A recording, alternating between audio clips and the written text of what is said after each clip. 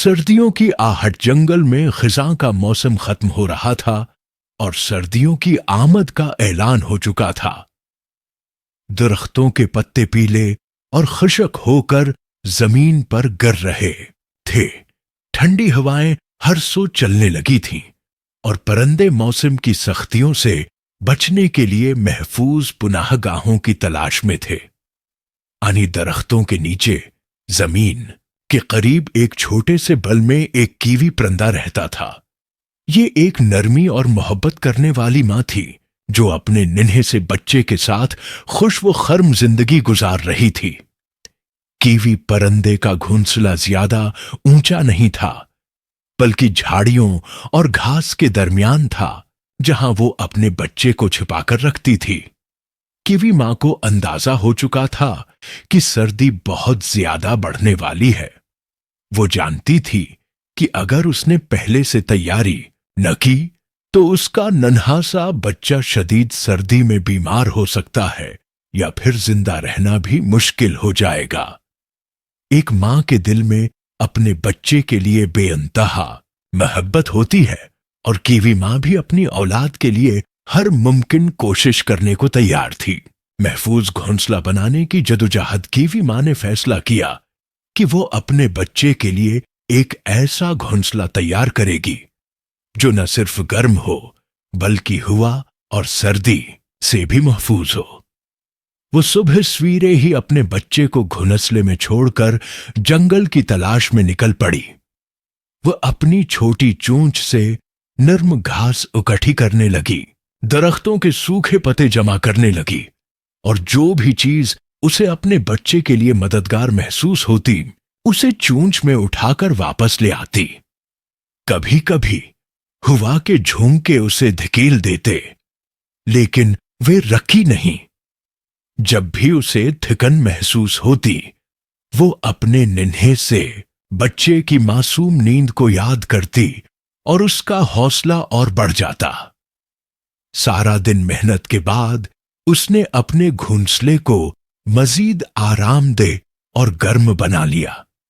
उसने नरम घास और पतों से एक गहरा सा गदा बनाया ताकि बच्चा सुकून से बैठ सके। उसने कुछ बड़े पत्तों को घोंसले के किनारों पर रखा ताकि तेज हवा अंदर ना आए। अब उसका घोंसला काफी महफूज महसूस हो रहा था, लेकिन कीवी मां जानती थी कि सर्दियों की असल आजमाइश अभी बाकी है। शदीद सर्दी और मां की कुर्बानी चंद दिनों बाद वो वक्त आ पहुंचा जिसका सबको खौफ था।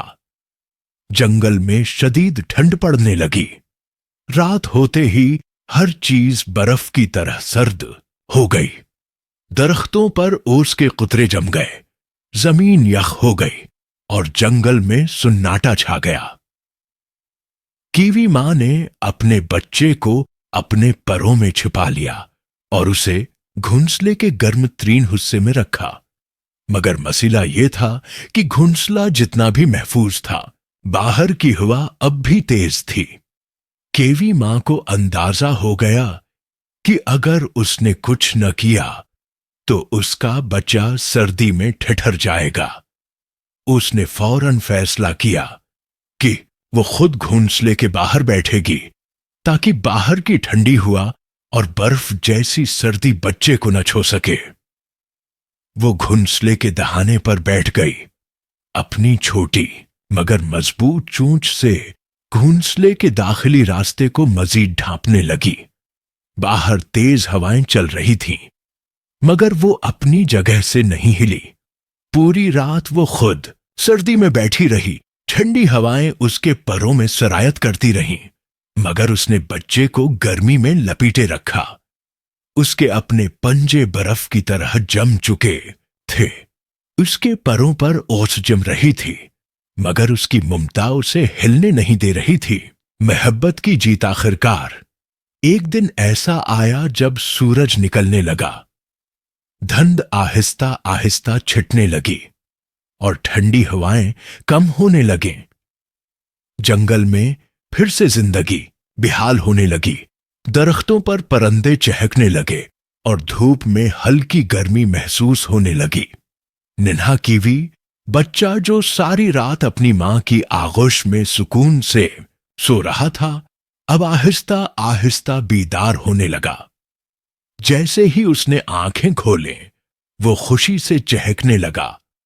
वो अपनी छोटी छोटी टांगों पर इछलने लगा, इधर उधर घूमने लगा और परजोश होकर मां के करीब आ गया। कीवी मां, जो सारी रात जागती रही थी, अब शदीद थकन महसूस कर रही थी। इसकी आंखों में नींद थी, मगर इसके चेहरे पर एक हल्की सी मुस्कुराहट थी, क्योंकि उसके बच्चे की खुशी ही इसकी सबसे बड़ी जीत थी। मां का प्यार हमेशा बेलौस होता है। वो अपनी खुशियों और आराम को पसे-पश्त डालकर अपने बच्चों के सुकून और खुशी के लिए हर कुर्बानी देने को तैयार होती है। कीवी मां ने साबित कर दिया कि एक मां के लिए उसकी औलाद की सलामती और खुशी से बढ़कर कुछ भी नहीं।